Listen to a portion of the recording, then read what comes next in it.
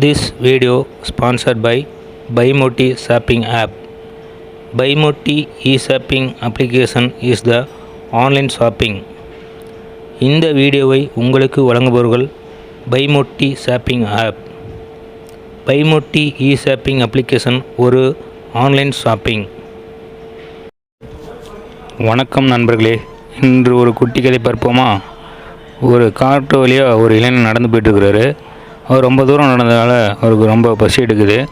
சுற்றி முற்றி பார்க்குறாரு, ஒரு மரத்தில் நல்லா பழங்கள்லாம் காய்ச்சி தொங்குது. உடனே சரசரன்னு அந்த மரத்து மேலே ஏறி பழங்கள்லாம் பறித்து சாப்பிட்றாரு. ஒரு நல்ல வாசனையுள்ள ஒரு பெரிய பழம் ஒரு கிளை நுனியில் இருக்குது. அதை எப்படியாவது எட்டி பறிக்கணும்னு முயற்சி பண்ணுறாரு.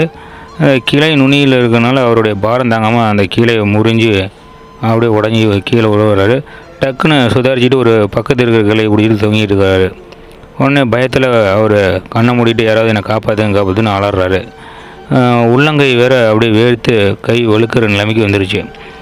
அந்த வழியாக தற்செயலாக ஒரு பெரிய ஒரு வயதான ஒரு நடந்து வந்துருக்கிறாரு. பயத்தில் கத்திட்டு பார்த்துட்டு கீழே வந்து ஒரு சிறிய கல் எடுத்து அவர் மேலே எறிகிறாரு. கல் பட்ட உடனே அந்த இளைஞர் வழியில் யாராதுன்னு கீழே பார்க்குறாரு. ஒரு பெரியவர், ஏன் உதவு சொன்னால் இப்படி கல் அடிக்கிறீங்களே அப்படின்னு கோவமாக கத்துறா. அப்படியே பெரியவர் பதில் சொல்லாமல் மீண்டும் ஒரு கல்லை எடுத்து அவன் மேலே எறிகிறாரு. இளைஞனுக்கு சரியான கோபம். உதவு சொன்னால் இப்படி கல்லால் அடிக்கிறீங்க அப்படின்னு அவன் கீழே வந்து அவங்கள சும்மா விட மாட்டான் அப்படின்னு ரொம்ப கோபத்தில் திட்டிகிட்டு பக்கத்தில் இருக்கிற ஒரு கிளையை எட்டி பிடிச்சி கொஞ்சம் மேலே ஏறதுக்கு முயற்சி பண்ணுறாரு. இப்போ இன்னொரு கல்லையும் வந்து எடுத்து ரொம்ப பலமாக எறிகிறாரு. வழி தாங்காமல் அந்த இளைஞர் ரொம்ப உங்களை கீழே இறங்கி வந்தாலும் உங்களை சும்மா விட மாட்டான் அப்படின்ட்டு அந்த வழியினிலே பெரும் முயற்சி பண்ணி அந்த இன்னொரு கிளை பிடிச்சி மேலே ஏறி மரத்தை விட்டு கீழே இறங்கி வராரு. இப்படி ஏன் இந்த மாதிரி உங்களை உதவி கேட்டால் உதவாமல் இப்படி கல்லால் அடிக்கீங்களே, இது உங்களுக்கு நியாயம் அப்படின்னு அந்த பெரியவரை வந்து கண்டபடி திட்டுறோம்.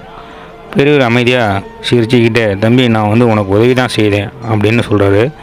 உடனே இளைஞன் வந்து திருன்னு முழிக்கிறான். கல்லால் அடிச்சுட்டு என்ன இந்த பெரியவர் நம்மளை உதவி தான் செஞ்சேன்னு சொல்கிறேன்னு. உடனே இல்லைப்பா, நான் உன்னை முதல்ல பார்க்கும்போது நீ பயத்தில் உறைஞ்சி போயிருந்த, உன் மூளை வேலையை செய்ய இல்லை. நான் கல்லை விட்டு எரிஞ்சதும் உன்னுடைய பயம் மறைய ஆரம்பித்தது. என்னை எப்படியாவது பிடிக்கணும்னு நீ யோசிக்க ஆரம்பித்த. நீ யோசிக்க ஆரம்பித்த உடனே உன்னை எப்படி காப்பாற்றிக்கணும் அப்படின்னு உனக்கு உன் மூளை வந்து இது பண்ணிச்சு. இப்போ உன்னாலேயே உன்னை காப்பாற்றிக்க முடியும்னு உங்கள் அறிவுக்கு வந்து முதல்ல புலப்படலை. அந்த பயம் வந்து உன்னுடைய கண்ணை மறைச்சிருந்துச்சு. ஆனால் நான் கல்லை விட்டு எரிஞ்சதும் அந்த பயம் வந்து போய் என்னை வந்து பிடிக்கணுங்கிற இது முயற்சியில் நீயே முயற்சி பண்ணி இப்போ கீழே இறங்கி வந்துட்ட அப்படின்னு சொல்லிட்டு அவர் பாட்டுக்கு அவர் வெளியில் போகிறாரு.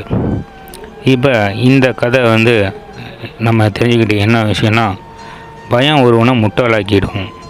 பயம் இருந்தால் எந்த ஒரு செயலையும் நம்மளால் தெளிவாக செய்ய முடியாது, திருந்த செய்ய முடியாது. அப்படிங்கிறது தான் இந்த கதையிலேருந்து நம்ம தெரிஞ்சிக்க வேண்டிய கருத்து. நன்றி, வணக்கம்.